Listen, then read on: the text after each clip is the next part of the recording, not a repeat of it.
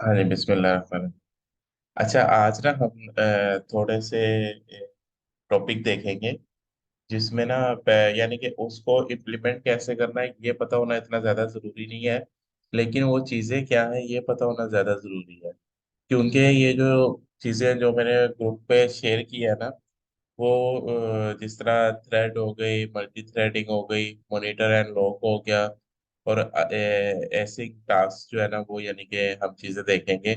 तो ये जो चीजें है ना ये ज्यादातर रिलेट करती हैं ओएस से। ओएस हमारा क्या होता है? ओएस हमारा कोई भी ऑपरेटिंग सिस्टम होता है जिस जो किसी भी जो है ना डिवाइस को ऑपरेट करने के लिए यूज होता है। ठीक है, इसलिए इसे ऑपरेटिंग सिस्टम भी कहते हैं। यानी कि अगर वॉच है तो वॉच के अंदर भी कोई ना कोई ओएस होगा जिसके थ्रू जो है ना हम वॉच की चीजों को या वॉच की एसेसरीज को जो है ना एक्सेस कर पाएंगे। इसी तरह मोबाइल है, मोबाइल के अंदर भी अपना एक ओएस होता है। ठीक है, मोबाइल अगर आईफोन का है तो ऑब्वियसली वो एप्पल वालों का ओएस होगा। और अगर मोबाइल जो है यानी कि इसका है सैमसंग वगैरह का तो एंड्रॉयड उसके अंदर ओएस होगा। इस तरह हवाई में है तो उसका अपना ओएस होता है। सेम लाइक जो जो विंडो है, ये इसका भी जो है ना अपना ओएस होता है। ठीक है, मैक हमारे पास मैक होगी तो उसका अपना ओएस होगा। यानी कि ऐसा ऑपरेटिंग सिस्टम जिसको जो है ना हम करने के लिए जो है ना यूज करते हैं।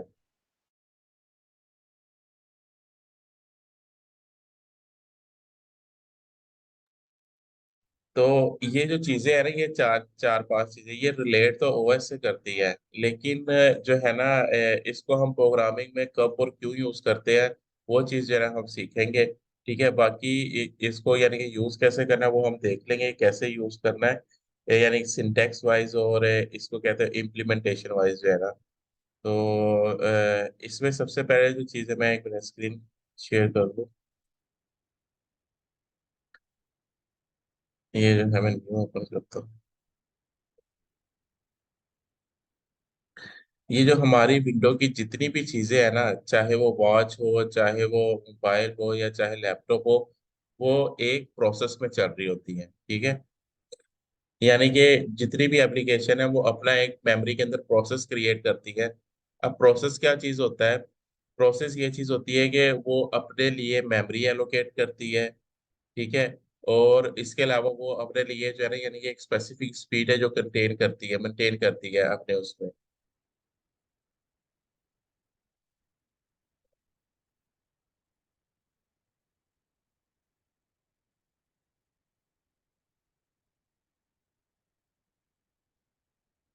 इसके मैं इसमें ना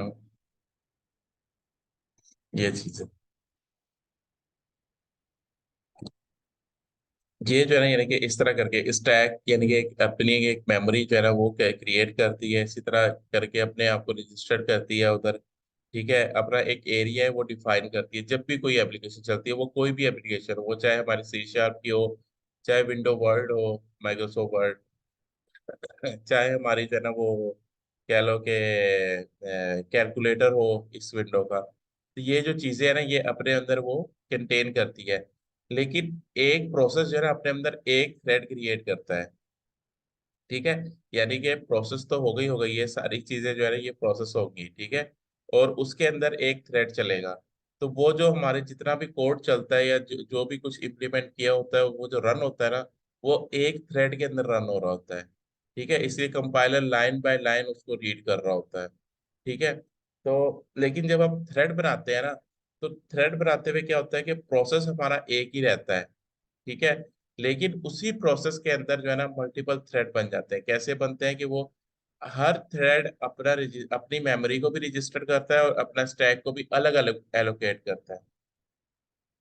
लेकिन ये जो अलग एलोकेशन है ना ये सिर्फ इन तीन चीजों पे होती है। ठीक है, बाकी अगर उसके कोई कोड डाटा फाइल कुछ भी है ना, यानी कि अगर वो प्रोसेस जो है किसी फाइल को असेस कर रहा है, फॉर एग्जांपल एमएस वर्ड की हमने जो है ना एप्लीकेशन ओपन की है, अगर ये एक फाइल को असेस कर रही है और इसके अंदर अगर हम थ्रेड बनाते हैं तो फाइल जो है ना वो सबके लिए एक ही रहेगी।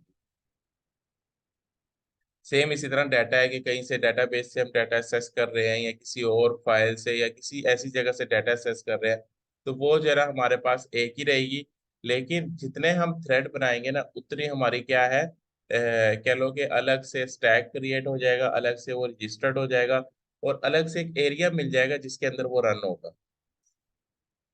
अच्छा, इसको हम बनाते क्यों है, यानी कि थ्रेड जो है ना वो यूज क्यों होता है? इसकी सबसे बेस्ट एग्जांपल है, अगर हम देखें ना अपनी लाइफ में भी, तो हम ना थ्रेड बेस्ड काम कर रहे होते हैं, ठीक है। लेकिन अभी तक जितना भी हमने कोड देखा ना, ये थ्रेड बेस्ड नहीं है। मतलब ये है कि ये सिंगल थ्रेड में काम हो रहा है कि कंपाइलर हमारा लाइन बाय लाइन जा रहा है, एक लाइन को रीड करता है, उस लाइन की जो आउटपुट होती है उसके अकॉर्डिंगली उसे रन करता है, फिर वो नेक्स्ट लाइन पे चला जाता है, फिर इसी तरह नेक्स्ट लाइन को रीड करता है, अगर वहां पे फंक्शन है तो वो अगले फंक्शन में एंटर हो जाता है, अदरवाइज वो फिर उससे नेक्स्ट लाइन पे चला जाता है। और अगर फंक्शन है तो फिर फंक्शन के अंदर जाके लाइन बाय लाइन उसको रीड कर रहा होता है, ठीक है। तो ये जो है ना, यानी कि अभी हम जो चीज है ना वो सिंगल थ्रेड में कर रहे हैं। इसका नुकसान क्या है? इसका नुकसान ऐसे ही है कि अगर हम अपनी लाइफ को सिंगल थ्रेड पे ले आए ना, तो हमारी जो लाइफ है ना वैसे ही डिस्ट्रॉय हो जाएगी। कैसे? यानी कि इसी एग्जांपल है कि अगर हम एक रेस्टोरेंट जाते हैं ना, ठीक है, तो रेस्टोरेंट में जाके अगर हम क्या क्या कुछ ऑर्डर देने लगते हैं, ठीक है, ऑर्डर देने के लिए वेटर हमारे पास आता है, वेटर कहता है कि हाँ जी अपना आप ऑर्डर दे दें, ठीक है। अब जब हम उसे अपना ऑर्डर दे देते हैं ना, वो हमारा ऑर्डर जाके किचन में सबमिट करा देता है, ठीक है।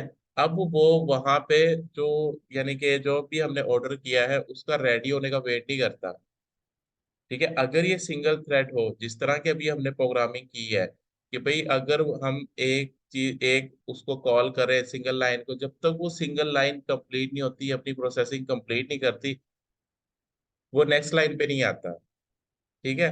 इसी तरह करके अगर वो वेटर जो है वो उधर ही वेट करता रहे किचन पे कि जब तक इनका ऑर्डर तैयार नहीं होगा, मैं ये ऑर्डर लूंगा नहीं और उनको दूंगा नहीं, तब तक मैं किसी और नेक्स्ट टेबल पे नहीं जाऊंगा,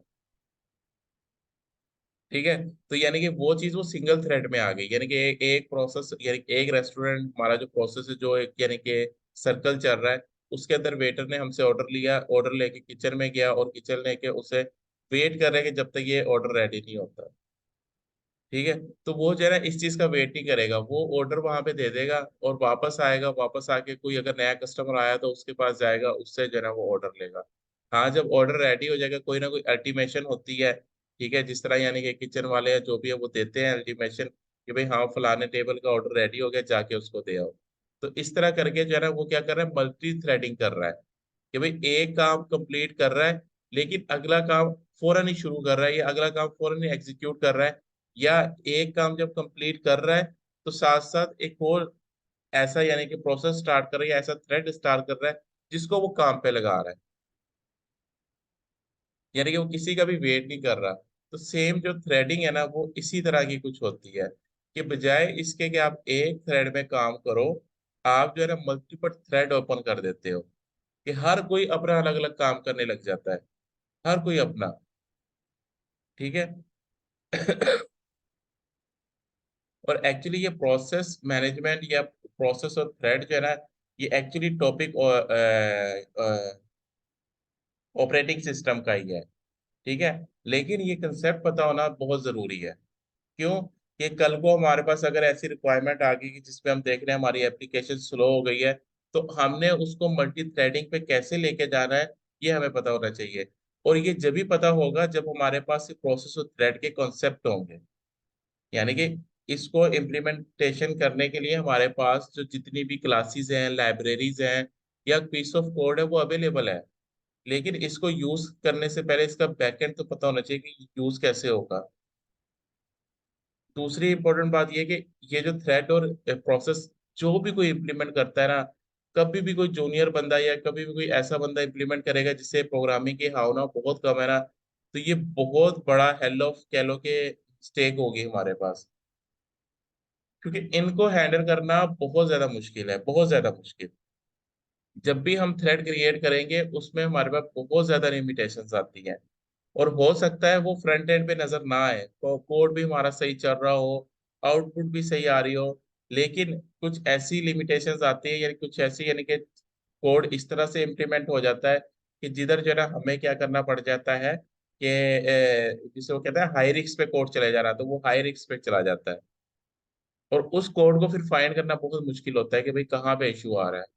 तो इसलिए जब तक हमारे पास ये कंसेप्ट नहीं ना होगा कि कैसे थ्रेड बनता है, जब थ्रेड बनता है तो क्या क्या चीजें न्यू बनती हैं और क्या क्या चीजें जो शेयर्ड होती हैं प्रोसेस की ऑलरेडी।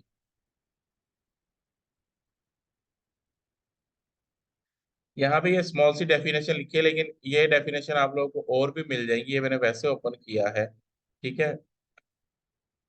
जो प्रोसेस है वो प्रोग्राम इन यानी कि as a program in execution होता है, यानी कि ये जो चीज है ना ये प्रोसेस हो रहा है पूरा। और जो थ्रेड होता है वो unit of execution with in a process होता है। यानी कि अगर हमने थ्रेड भी एग्जीक्यूट करने हैं ना तो हमारे पास प्रोसेस एग्जीक्यूट रहना चाहिए, यानी कि कोई ना कोई प्रोसेस के अंदर ही जो है ना थ्रेड एग्जीक्यूट हो।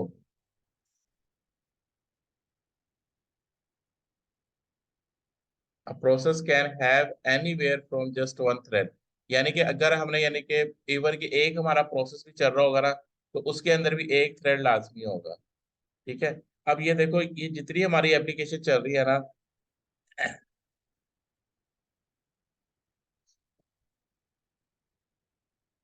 ये जितनी एप्लीकेशन देखो चल रही है ये एक प्रोसेस है, इसलिए यहाँ पे ये इतनी वो आ रही है। ठीक है, ये एक प्रोसेस है। अब इस एप्लीकेशन के अंदर कितनी एप्लीकेशन चल रही है ये कोई नहीं यानी कि जानता। ठीक है। लेकिन हम एक एग्जांपल ले लेते हैं, जिस तरह एक मेरी ये एप्लीकेशन चल रही है ये वाली, जिसे क्या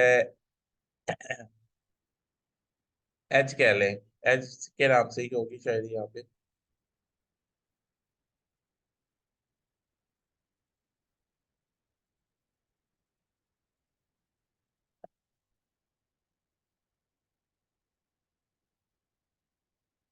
अगर नजर आए तो बताना।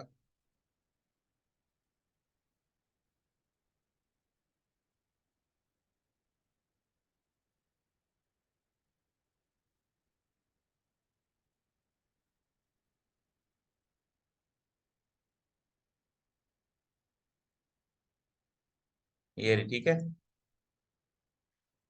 ये हमारे पास एक एप्लीकेशन चल रही है, लेकिन अगर आप देखो इसके अंदर मैंने एक और एप्लीकेशन ओपन की, यहाँ पे एक और की, ठीक है, फिर यहाँ पे एक और की, इस तरह करके इसके अंदर मैंने मल्टीपल एप्लीकेशन ओपन की हैं। ठीक है। लेकिन यहाँ पे जो है ना, यहाँ पे देखो हमारे पास एज एक ही आ रहा है, इसकी यहाँ पे मेमोरी इंक्रीज हो रही है या इसके प्रोसेस टाइम है वो इंक्रीज हो रहा है, लेकिन यहाँ पे एक ही आ रहा है। आप लोगों को पता है कि जब ये गूगल क्रोम आया था ना, जब इसने मार्केट में अपने आप को इंट्रोड्यूस करवाया था, तो सबसे बड़ी जो इसने चीज मेंशन की थी ना गूगल क्रोम में और बाकी इंटरनेट एक्सप्लोरर में डिफरेंस क्या है, वो डिफरेंस थ्रेड का था। ये जो एप्लीकेशन है ना ये थ्रेड बेस्ड काम कर रही है, लेकिन ये जो क्रोम है ना ये थ्रेड बेस्ड काम नहीं करता, ये काम करता है प्रोसेस वाइज। ठीक है, यानी कि इसके जो है ना आपको मल्टीपल इधर ऑप्शन मिल जाएंगी जो है ना यानी कि गूगल क्रोम से रिलेट कर रही होंगी। ठीक है, तो इन्होंने जो है ना सबसे ज्यादा जो है ना यानी कि ये इंट्रोड्यूस करवाया था कि हम जो है ना थ्रेड बेस्ड काम नहीं करते, क्योंकि थ्रेड बेस्ड काम करने में सबसे बड़ा जो नुकसान होता है वो यही वाला होता है जो भी हम देख रहे हैं, ये कि हमें जो है ना उस कोड या जो फाइल है ना वो शेयर करनी पड़ती है। ठीक है, हमारे पास जो सेपरेट चीजें बनती हैं वो ये बनती हैं, जबकि जितने हम प्रोसेस बनाएंगे हमारी ये चीजें भी अलग बनेंगी। और अगेन अगर जब ये चीजें अलग बनेंगी तो ऑब्वियसली फिर वो मेमोरी में भी, यानी कि एक अगर 10 प्रोसेस है हमारे पास, वो मेमोरी में 1 GB जगह ले रहे हैं, तो अगर हम एक प्रोसेस बनाए और उसके अंदर हम अब बाकी 9 थ्रेड बनाए तो वो जाहिर सी बात है मेमोरी में कम जगह लेंगे, लेकिन काम वो सारे एक ही करेंगे अब। लेकिन यहाँ पे जो है ना रिस्क बहुत ज्यादा होता है। रिस्क क्यों ज्यादा होता है? रिस्क इसलिए ज्यादा होता है कि जब भी हम कोई फाइल असेस करते हैं ना, फॉर एग्जांपल ये वाला प्रोसेस है, इसके अंदर हमने कोई एक्सेल फाइल को असेस करना है। ठीक है। अब ये जो इसको मैनेजमेंट इसलिए हाथ से करते हैं कि भाई अगर ये कोई थ्रेड इसको असेस कर रहा है, फॉर एग्जांपल इस थ्रेड ने इसे असेस किया, थ्रेड वन ने, तो थ्रेड टू जो है ना इसे असेस नहीं कर सकता, यानी कि उसे एक्सेप्शन आ जाएगी, यानी कि कोड हमारा कह लो कि एरर दे देगा। क्यों? क्योंकि वो वाली फाइल क्योंकि फाइल जो है शेयर्ड है, तो वो वाली फाइल वो ऑलरेडी थ्रेड वन असेस कर रहा है। ठीक है, जब वो फाइल थ्रेड वन असेस कर रहा है तो थ्रेड टू जब उसे असेस करने के लिए जाएगा तो वहां पे एक्सेप्शन आ जाएगी। तो इन चीजों को कंट्रोल करने के लिए ना जो हमारे पास टर्म यूज होती है वो होती है मॉनिटर और लॉग। यानी कि हम जो है ना ऐसा एरिया बना देते हैं जिसमें थ्रेड को कहते हैं कि भाई अगर इसके अंदर कोई piece of code already execute हो रहा है ना, तो वो वहां पे जो है ना उसे लॉक करके रखे। यानी कि वो जो हमारा कह लो कि वो है ना उसका नाम, जो एग्जीक्यूशन है, कंपाइलर की एग्जीक्यूशन है, वो वहां पे आके रुक जाएगी। वो जब तक उसे लॉक करके रखेगा जब तक हम उसे अलाउ नहीं करेंगे। तो जब वो हम उसे अलाउ करेंगे, यानी कि अलाउ कब करेंगे, जब हमारा जो पहले वाला थ्रेड है वो उस लाइन ऑफ कोड से बाहर निकल जाएगा, तब हम उसे अलाउ करेंगे कि ठीक है, जो उसमें एक और पिछला थ्रेड आ रहा था अब वो इस कोड के अंदर इंटर हो सकता है। क्योंकि ये इसलिए एरर आएगा कि अगर किसी पीस ऑफ कोड ने वर्ड की फाइल ओपन की हुई है, ठीक है, और वो ओपन की हुई फाइल को फिर दूसरा कोई थ्रेड आता है दोबारा ओपन करने की कोशिश करता है, तो वो उसे कहेगा कि ऑलरेडी ओपन या कुछ ऐसा। या इसके अलावा अगर कोई फाइल कभी आप लोगों ने देखा है, आप लोगों को सिस्टम पे एक एरर आता है कि this file is already execution, या इस तरह का कोई भी मैसेज आता है कि आप फाइल को कॉपी पेस्ट करने लगते हो तो वहां पे वो कह देता है कि this file is already running. जब कोई फाइल रनिंग हो रही होती है ना, तो उस पे हम कोई भी एग्जीक्यूशन नहीं कर सकते।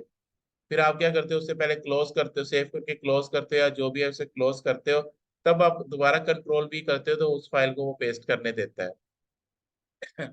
तो ये जो मॉनिटर एंड लॉक है ना, इसको हैंडल करना बहुत अच्छे से जो है ना हमें, यानी कि इसको हैंडल करना चाहिए कि भाई हमें किस पीस ऑफ कोड को किस वक्त थ्रेड बेस यूज करना है, और किस वक्त जो है ना उसको हमने लॉक कर देना है कि भाई उसके अंदर एक ही थ्रेड जा सके।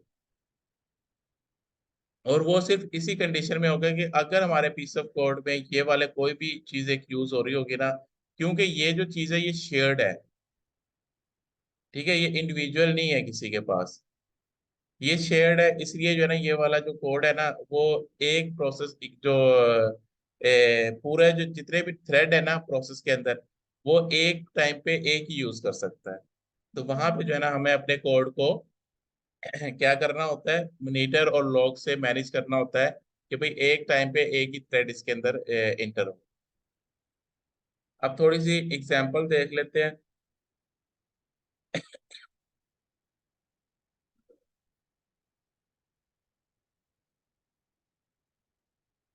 अब जिधर मैं वर्क कर रहा हूँ वहां पे जितने भी थ्रेड बेस्ड काम है वो मैं करता हूँ। यानी कि कहीं पे भी अभी थ्रेड इंप्लीमेंट करना हो, पहले तो ये चीज डिसाइड करते हैं कि इंप्लीमेंट करना है कि नहीं करना, ठीक है, लेकिन अगर इंप्लीमेंट करना हो तो उसे इंप्लीमेंट मैं ही करता हूँ।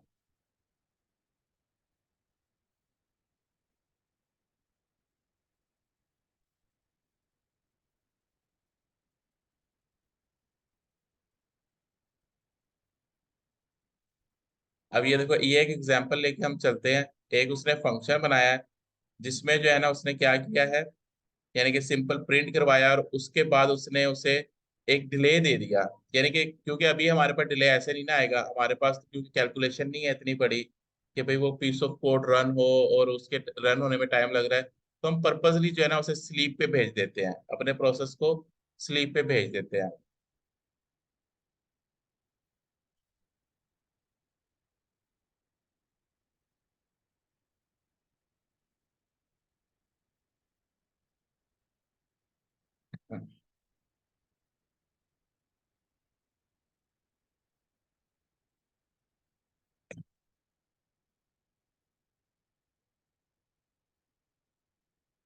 ये ये जो यानी कि थ्रेड और स्लीप है, इसको हमने एक यानी एक थ्रेड क्रिएट किया और उसे जो है ना हमने स्लीप पे भेज दिया। स्लीप पे भेजने का सिर्फ पर्पस इतना ही है कि ये जो पीस ऑफ कोड है ये टाइम ले रहा है होने में, ताकि हम इसकी इम्प्लीमेंटेशन को जो है ना समझ सकें।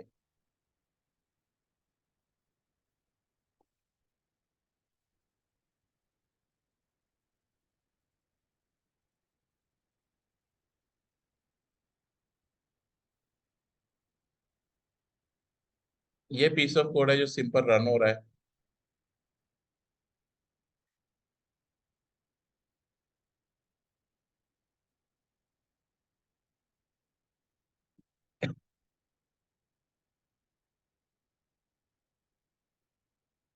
यहाँ पे उसने क्या किया, सिंपल इसे इसने पहले भी ये प्रिंट करवाया, main thread start here, okay ठीक है, ये मेन थ्रेड स्टार्ट हो गया। अब ये जो लाइनें प्रिंट है ना, ये लाइन प्रिंट होने के लिए क्या ले रही है, 4 सेकेंड ले रही है। क्यों?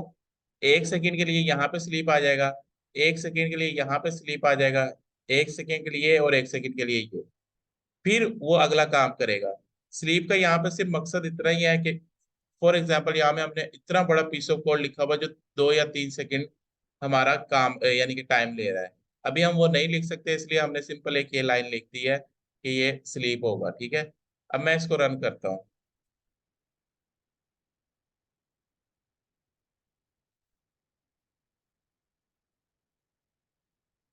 ये देखो, यहाँ पे हमारा मेन थ्रेड स्टार्ट हुआ, उसके बाद ये काम शुरू हुआ और ये यहाँ पे सेकंड का गैप आया, यानी कि 3 सेकंड के लिए जो है ना वो स्लीप पे चला गया, या 3 सेकंड के लिए ऐसी जॉब आ गई जो जो है ना उसने टाइम लिया उसको रन होने में।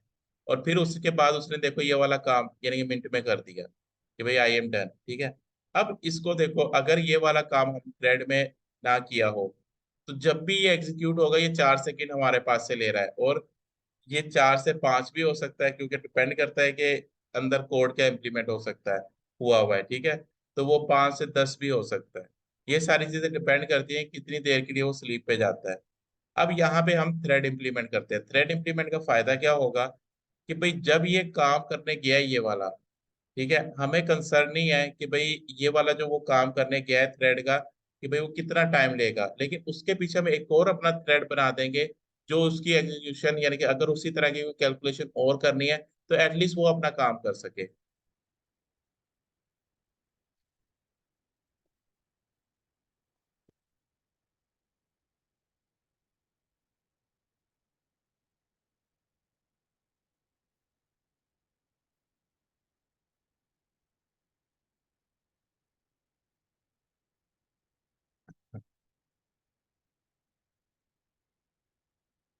अच्छा, थ्रेड में हमने क्या चीज एग्जीक्यूट करनी है ये चीज भी डिसाइड करनी होती है।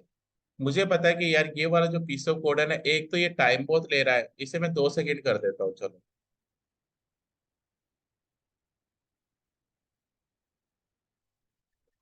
यानी कि टोटल 8 सेकेंड हो गए। एक तो ये टाइम बहुत ले रहा है, और इसका जो पीस ऑफ कोड है ना, ये जितना भी अपना टाइम लेता है मुझे उससे कंसर्न नहीं है, लेकिन रिमेनिंग जो कोड है ना एटलीस्ट वो मेरा चल जाए। लेकिन जब ये अपना टाइम लेके एग्जीक्यूट होके वापस आएगा ना, तो मुझे बेशक इसकी आउटपुट जब मिल जाए। तो मैं क्या करता हूँ, इस फंक्शन के लिए इसको थ्रेड में कर देता हूँ, यानी कि जब ये फंक्शन एग्जीक्यूट हो, सेम ये जहाँ पे हमने एग्जांपल देखी है,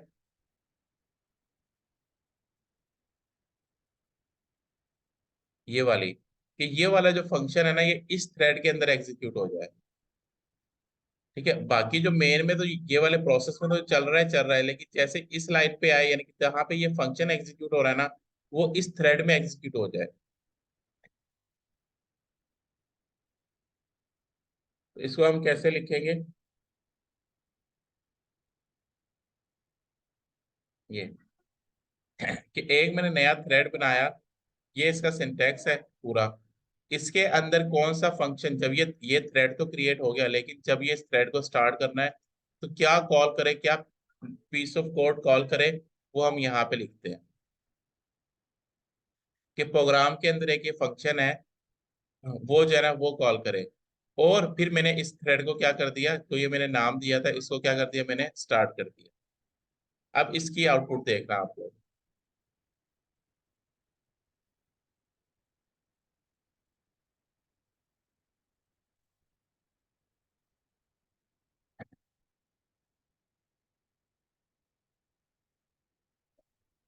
कुछ समझ आई आप लोग की इसकी आउटपुट, कि जैसे ये मेन थ्रेड चला, ठीक है, मेन थ्रेड के अंदर उसने ये कहा हाय समथिंग हेयर, ठीक है, डूइंग समथिंग हेयर, यानी कि वो इसने इस लाइन को एग्जीक्यूट कर दिया, और इसने इस लाइन को एग्जीक्यूट करने के बाद यानी कि वेट नहीं किया कि इसका रिस्पॉन्स कब आएगा या क्या होगा, इसको उसने थ्रेड में कंटिन्यू कर दिया, ठीक है, लेकिन वो अगली लाइन पे भी आ गया। अगली लाइन पे क्या आ गया, उसने देखो ये चीज शो की, ये चीज शो की, और उसने पूरा जो है ना अपना लूप जो है ना वो एग्जीक्यूट कर लिया। और जिस वक्त ये लूप के जब 0 1 2 पे था, तो फौरन क्या हो गया, वो उसने इस लाइन को एग्जीक्यूट किया। ठीक है, उसने इस लाइन को एग्जीक्यूट किया जब वो किस पे था, टू पे था। ठीक है, तो बाकी उसने लूप यानी कि ये वाली लाइन एग्जीक्यूट की, उसके मिनट उसके बाद आ गया 2 मिनट का स्लीप, यानी कि ऐसा कोड चलने लग गया जिसके अंदर हमारी जो है ना कैलकुलेशन हुई है जो भी है, लेकिन वो स्लीप आई हुई है। तो उसने क्या किया, ये जो डू समथिंग वाला काम है वो कंटिन्यू रखा अपना। ठीक है, और उसने उसके बाद क्या किया, जब इस उसके बाद ये वाली लाइन प्रिंट हुई, 2 सेकंड के बाद वो वापस नहीं, ये वाली लाइन प्रिंट हुई, और उसके बाद ये देखो, ये main main thread end here, तो ये मेन थ्रेड एंड भी कर दिया उसने, लेकिन एक थ्रेड हमारा स्टिल अभी तक चल रहा है। यानी कि बीच में काम के बीच में जब जैसे ही उसको अब मिला, अब उसके बाद दो ऑप्शन हो गई हैं कि एक हमारा उधर भी एग्जीक्यूशन चल रही है और एक इधर भी एग्जीक्यूशन चल रही है। उधर भी मतलब थ्रेड के अंदर भी चल रही है और मेन वाली भी चल रही है।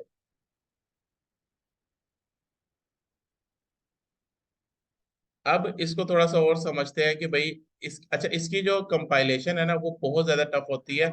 अगर आपको ये पिछले सारे कंसेप्ट समझ आए हैं ना, तभी जो है ना उसकी कंपाइलेशन जो है ना आपको क्लियर होगी।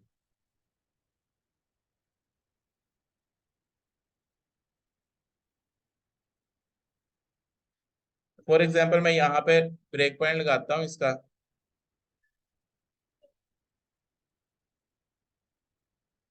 ये मैंने एग्जीक्यूट किया इसे, ये रन किया, यहाँ पे थ्रेड क्रिएट हुआ।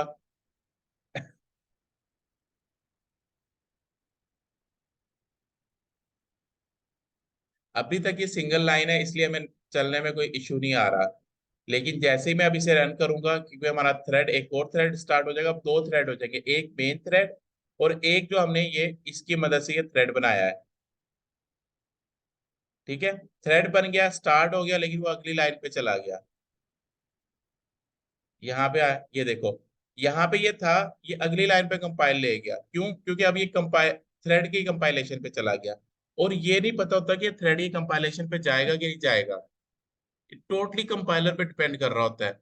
अभी देखो, अभी जो पिछली हमने एग्जांपल आपको याद हो तो हमने देखी थी, वो फॉर लूप का उसने लूप 1 भी चला दिया था, इंडेक्स 2 भी चला दिया था, इंडेक्स 3 भी चला दिया था, उसके बाद वो कंपाइलर कौन से गया था, थ्रेड इस पे गया था। उसके बाद ये वाली लाइन शो हुई थी ना, ये वाली, फिर 2 सेकंड का स्लीप आया था। ठीक है, तो इस तरह करके ना हमें नहीं पता था कंपाइलर कब चला जाएगा उसके पास, लेकिन बैकएंड पे जो है ना दो पैरेलल हमारे पास जो है ना थ्रेड एग्जीक्यूट हो रहे हैं इस वक्त। तो इसको कंपाइल करते हुए देखना ना बहुत टफ होता है, बल्कि नामुमकिन होता है, हम नहीं देख सकते इसे कि भाई हाँ यहाँ पे आया, यहाँ पे आया, क्या हुआ नहीं पता हमें। अब फॉर एग्जाम्पल, अब देखो इस लाइन पे नहीं वो आया, उसने अपनी पिछले वाले लाइन को, जो पिछला वाला थ्रेड चल रहा है या मेन थ्रेड चल रहा है, उसको एग्जीक्यूट किया यहाँ से, अब फिर वो वहां पे चला गया। इस तरह करके ना इसे कंपाइल करना या इसे डिबग करना ना बहुत हमें नहीं पता होता इसका कब, यानी कि जो है ना ये किस लाइन को रीड कर रहा है। तो बेसिकली थ्रेड का जो कंसेप्ट है ना वो ये है। अब इधर अगर हम चाहते हैं कि भाई जब तक इससे रिस्पॉन्स ना आए, जब तक ये वाला थ्रेड कंप्लीट ना हो, तब तक वो इस लाइन पे ना आए, तो हम इधर स्लीप लगा सकते हैं।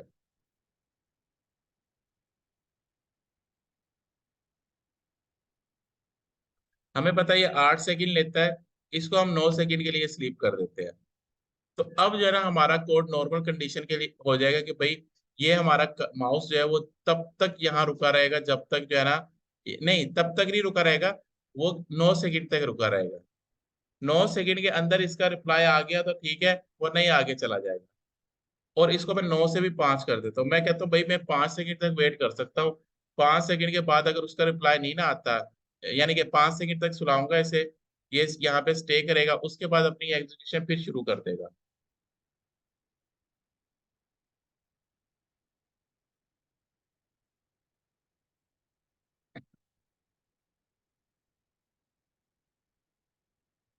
ये देखो, ये 5 सेकंड का भी सोया हुआ है और अपना थ्रेड भी ये देखो, 5 सेकंड जैसे ही पूरे हुए, वो निचली लाइन पे गया और उसने अपना काम परफॉर्म कर दिया। और एक जो थ्रेड था वो अभी भी चल रहा था, वो कब एग्जीक्यूट हुआ है, वो कब यानी कि अवेक हुआ है, जब यानी कि जैसे मैं 2-2 सेकंड के बाद गैप के बाद उसने लाइन बाय लाइन को रीड किया है, तब वो एग्जीक्यूट हुआ। तो इस तरह करके जो है ना हम मल्टी थ्रेडिंग, ये हमने मल्टी थ्रेडिंग कर दी, यानी एक थ्रेड है, इससे ज्यादा थ्रेड बनाओगे मल्टी हो जाएगी। सिंगल थ्रेड है वो सिंगल थ्रेड होती है। इस चीज को हम मल्टी थ्रेडिंग कहते हैं, कि हम जो है ना किसी और का वेट नहीं करते, यानी कि एक और थ्रेड एग्जीक्यूट करते हैं और उसके अंदर जो है ना उसको क्या करते हैं, रन करते हैं। अभी तो मैंने इसे पर्पजली 5 सेकंड का सुलाया था, ठीक है, 5 सेकंड के लिए। लेकिन मेरी कोई रिक्वायरमेंट ऐसी भी आ जाती है कि मैंने अपने सारे थ्रेड एग्जीक्यूट किए हैं। अब मैं कहता हूँ कि ये वाली मेरी लाइन जब एग्जीक्यूट हो, जब मेरे सारे थ्रेड का रिजल्ट मेरे पास वापस आ जाए। ठीक है, ये एज असाइनमेंट आप लोगों ने करना है। अभी मैंने 5 सेकंड का सुलाया था इसे, ठीक है, 5 सेकंड का वेट कराया था। लेकिन हो सकता है मैं यहाँ पे, अब ये देखो, ये बात अब समझो, कितने थ्रेड बन गए, सेम फंक्शन के 4 थ्रेड। पता नहीं अब ये एग्जीक्यूशन आप लोगों को समझ आए कि ना आए, लेकिन इसकी एग्जीक्यूशन थोड़ी सी समझने, इधर मैं इसे वेट करवा देता हूँ 15 सेकेंड का। समझने की कोशिश करना।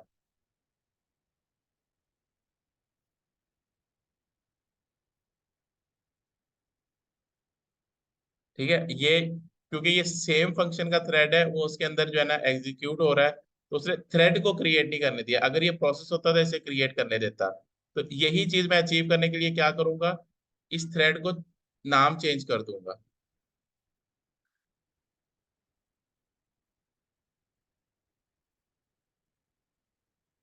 इसको 1 कर देता हूँ, इसको 1 कर देता हूँ, इसको 1 कर देता हूँ, ये 1 कर देता हूँ।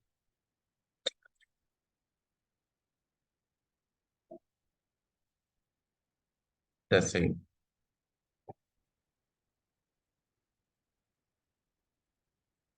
अब देखना, अब समझना। अब एक्चुअली 3 थ्रेड हो गया है, एक, दो, और ये जो मेन वाला चल रहा है वो 3। ये देखो, देख रहे हो दोनों साथ साथ रिस्पॉन्स कर रहे हैं। ठीक है, यानी कि दोनों, ये दोनों चीजें साथ साथ चल रही है, हालांकि हमने उन्हें 2-2 सेकंड का, अगर हमने इसे थ्रेड बेस्ड ना बनाया होता। ठीक है, अब एक एग्जांपल यहाँ पे देख लेते हैं। इधर मैं गैप दे देता हूँ 3 सेकंड का, ताकि सही तरह पता लग जाए थ्रेड का मेन फायदा क्या है।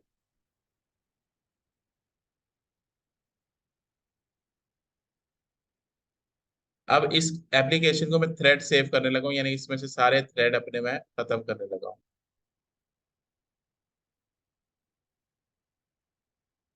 इसको 2 सेकंड ही रहने थे। पहले मैंने ये वाला फंक्शन कॉल किया,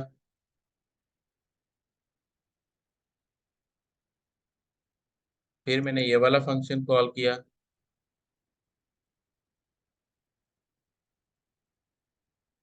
और मेन वाला तो हमारा चल ही रहा है।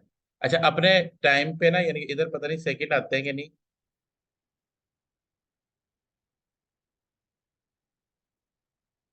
नहीं देख सकते हम। लेकिन खैर, अपने आप जो जो भी आप लोग मोबाइल है या जो भी, उस पे ना टाइम नोट करो सेकंड के हिसाब से भी, कि कब ये शुरू है, या स्टॉप वॉच लगा लो। मैं अपने पास लगा लेता हूँ।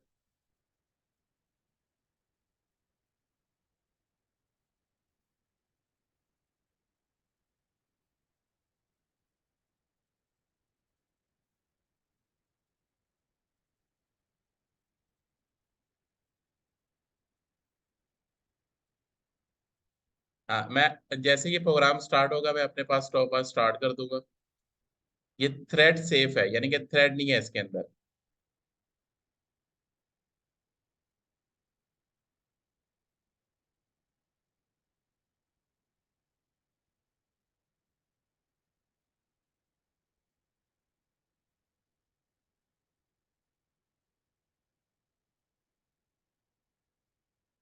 ठीक है, इसने 22 सेकेंड लिए हैं इस हमारे कोड ने रन होने के लिए।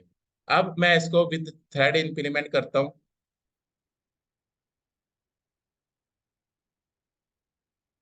यार मुझे इसका स्क्रीनशॉट लेना चाहिए था, लेकिन चलो कोई नहीं।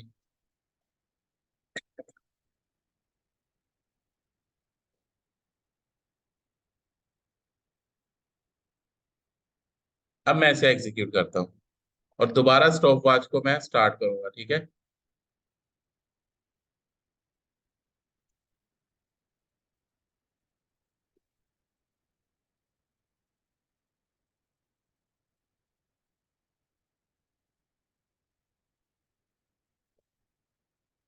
ये स्टॉप, इसने तकरीबन पूरे 11 सेकेंड लिए हैं, ठीक है।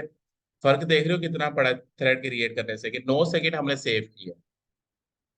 लेकिन जो सबसे बड़ी प्रॉब्लम आई है वो क्या आई है, कि अब हमें आउटपुट उस सीक्वेंस से नहीं आई जिस सीक्वेंस से पहले आई थी, बिल्कुल प्रॉपर वे से, कि भाई फंक्शन वन कॉल हुआ था उसके अंदर की चीज चली थी, फंक्शन टू कॉल हुआ था उसके अंदर की चीज चली थी, फिर हमारा मेन थ्रेड चला था।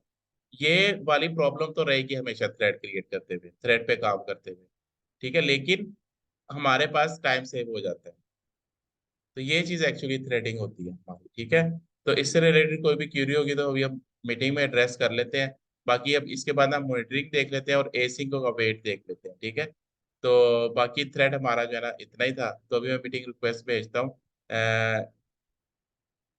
10:50 पे जो है ना हम अगली मीटिंग रिक्वेस्ट भेजेंगे। अब अबू सर आप भेज देना मीटिंग रिक्वेस्ट, ठीक है।